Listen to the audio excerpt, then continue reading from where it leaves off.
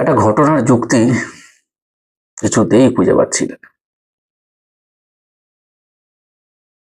গতকাল আমাদের পাড়ার মোড়ে বিশাল কালী পুজো।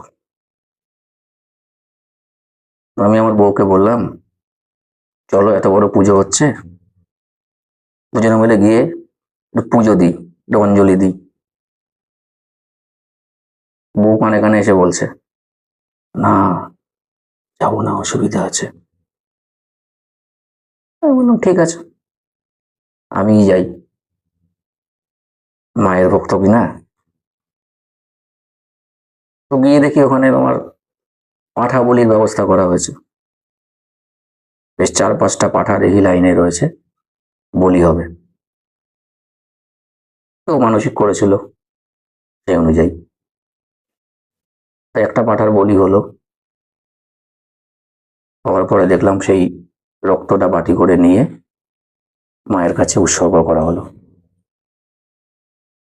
আমি বললাম এত বড় পুজো হচ্ছে, পাঁঠা বলি হচ্ছে। আবার বউকে একটা ফোন করলাম যে আসো, অনেক বড় পুজো হচ্ছে, পাঁঠা বলি হচ্ছে, আসো না একসাথে পুজো দিই, অঞ্জলি দেবো। বউ তো রেগে মেগে আবার আমাকে বলছে, বললাম তো আমি যাবো না, তুমি কি বুঝতে পারবো না কিছু? আমি অঞ্জলি দিতে পারবো না, অঞ্জলি দেওয়া অশুভ আমার এখন। যাই হোক, আমি চলে আসলাম। একটা কথা আমি বুঝতে পারছি না, হত্যার রক্ত যদি শুভ হয়, তাহলে সৃষ্টির রক্ত কেন অশুভ?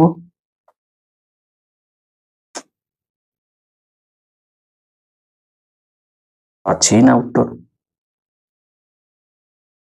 তবে প্রসঙ্গত বলে রাখি, আমি কিন্তু নাস্তিক না, আমি ঠাকুর দেবতা মানি। আর হ্যাঁ, আমি ধার্মিকও, ধর্মের বিরুদ্ধে না। আর এই যে ঘটনাটা বললাম, এটা সত্যি হলো, এটা গল্প,